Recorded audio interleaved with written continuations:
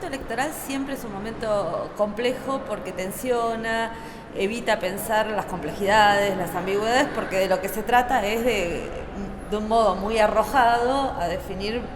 blanco-negro. Sin embargo, yo tengo la impresión de que es tan complejo este momento del país,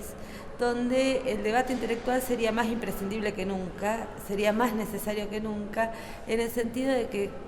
si no lo que vamos a estar discutiendo es estrictamente el orden de la escasez. Es decir, hay un orden que es el de la economía, el del hambre, el del desempleo, el de la caída de la producción, y eso,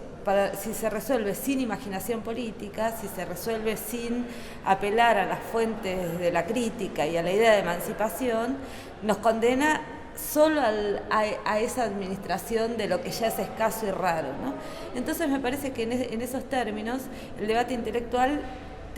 es uno de los campos en que se puede expandir ese horizonte de lo posible y del reino de la necesidad. Dicho esto, al mismo tiempo hay que decir que las condiciones no estarían dadas para que ese debate se dé fructíferamente, y hemos visto el tipo de discusiones muy sangrientas y casi términos de linchamientos que se dieron a propósito de una entrevista que dio Horacio González, donde claramente se le salió a pedir silencio por parte en especial de los intelectuales opositores, de los grandes medios de comunicación y también de muchas personas de las propias filas de quienes hoy somos opositores al macrismo, pero esa restricción, ¿no? Es una restricción que opera diciendo no es el momento ahora de hablar, pero sabemos que después de los gobiernos tampoco es el momento de hablar. Entonces las y los intelectuales siempre estamos en ese dilema de cómo hacer para que una coyuntura aloje nuestra palabra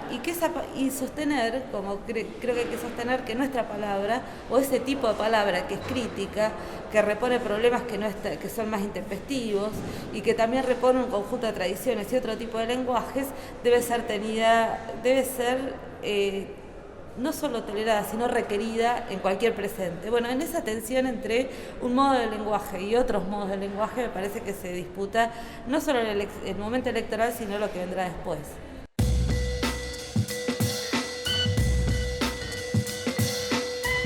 El debate es por el aborto, por la legalización del aborto.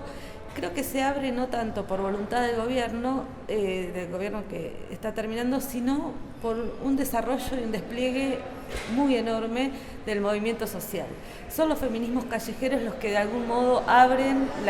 la posibilidad de discutir, o la exigencia de discutir aborto. El gobierno se suma a eso de un modo más bien oportunista.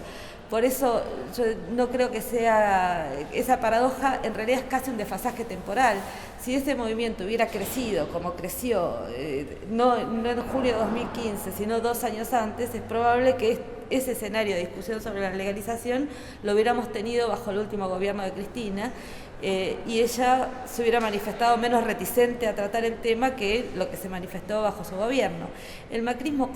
habilita la discusión sobre aborto en febrero del 2018, al borde de un paro enorme que se estaba amasando, que era el 8 de marzo del 18, y prácticamente lo hace como intento de desviar o de correr de sentido lo que en ese paro estaba poniendo en juego, que era la crítica a la desigualdad social y económica. Es decir, mientras los feminismos veníamos trabajando en coser los derechos civiles a la cuestión social y económica, el gobierno opera como para distanciar eso y colocar solo la cuestión de la legalización. Ahí, por eso todo 2018 fue una discusión muy fuerte respecto de cómo preservar el sentido, preservar la idea de que la de los feminismos no es una agenda acotada a lo que tradicionalmente se considera agenda feminista, sino que incorpora la discusión entera sobre el neoliberalismo. Y en ese sentido, a mí me parece que hubo las vigilias, la pelea de las miles y miles de pibas, personas que se manifestaron ahí, no descosieron eso que el gobierno intentó descoser. En ese sentido, yo creo que el próximo gobierno, que es un gobierno que va a tener que asumir muchas de las cuestiones que hacen a la discusión sobre la desigualdad, sobre la equidad, sobre la ruptura de las lógicas de gobernabilidad neoliberal que producen sistemáticamente exclusión y muerte, ese nuevo gobierno va a tener el aborto como punto central. No creo que la legalización no esté en el horizonte más o menos, y me atrevería a decir casi inmediato, del futuro gobierno. Entre otras cosas porque ya este gobierno que asume sabe que hay un movimiento social que tiene una intensidad, que tiene una capacidad de despliegue y que ese movimiento social no va a renunciar en nombre de ninguna coyuntura a sus propias demandas.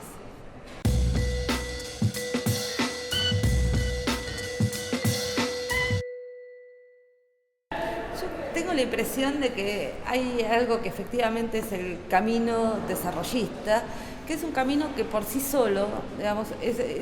puede quedar absolutamente acotado a lo que decía hoy, que es el reino de la necesidad. Es decir, se discute solo en términos de cómo repartir lo que son bienes escasos. Frente a eso, creo que los feminismos fuimos construyendo otros modos de concebir las cuestiones y otras imágenes de una sociedad posible. Fundamentalmente creo que los feminismos pusimos en juego algo muy central, que es la idea de que no se puede aceptar algo que es muy propio de la lógica neoliberal, que es producir un conjunto de vidas como vidas desechables, vidas que no tienen destino, vidas que no tienen el mérito para seguir continuando, y reponer frente a esa lógica una idea muy amplia de lo que significa crear, producir, trabajar, que no se acota a los límites formales ni a lo que está enlazado al mérito individual. Bueno, contra esa idea tan neoliberal, que es que hay individuos sueltos, competitivos, competitivas y meritocráticos o meritocráticas, contra eso el feminismo pone otra cosa, que es la idea de las fuerzas cooperativas, de las redes, de que ninguna vida se desarrolla sola, de que los problemas no son problemas que surjan y puedan ser resueltos a nivel individual. El feminismo, más allá de las calles, lo que hemos visto en estos años es la expansión y la multiplicación formidable de redes de socorristas para acompañar abortos, de acompañamiento y recuperación de personas en situación de violencia, de comedores, de ayuda escolar, de lo que se nos ocurra. Los feminismos han ido a construir esas formas cooperativas de salir de las crisis individuales. Entonces me parece que fundamentalmente lo que ponemos en juego de los feminismos es esa otra idea de sociedad, que es de lo común y no de lo individual, que es de la idea de una igualdad y no del mérito personal, ¿no? Entonces me parece que ahí, por supuesto que esto va a implicar un conjunto de discusiones, y va a implicar un conjunto de discusiones que van a producir una radicalización de las cosas. Me parece que los gobiernos pueden tener la obligación de gobernar de un modo más o menos equidistante a veces o con ciertas prudencias. Pero los movimientos sociales tenemos otra tarea, estamos en otra posición, y esa posición es la de expandir agenda, esa posición es la de generar contrapoder, esa posición es la de incluso ampliarle a los gobiernos, aunque sea un gobierno al que apoyemos, ampliarle los horizontes de decisión. Porque las derechas y las derechas conservadoras o los grupos de poder siempre están presionando para que las cosas ocurran en el sentido que quieren que ocurran. No se nos podría pedir a los movimientos populares, a las experiencias plebeyas y a los feminismos que nos atemos las manos, sino que por el contrario habrá una virtuosa dinámica política si nosotros estamos en la calle, si estamos forjando agenda y si estamos postulando algo que el gobierno por sí solo no querría hacer, ¿no? Y en ese sentido me parece que no habría momento más virtuoso de la vida política que con sujetos sociales autónomos, movimientos sociales autónomos y gobiernos capaces de escuchar y atender a esos movimientos sociales.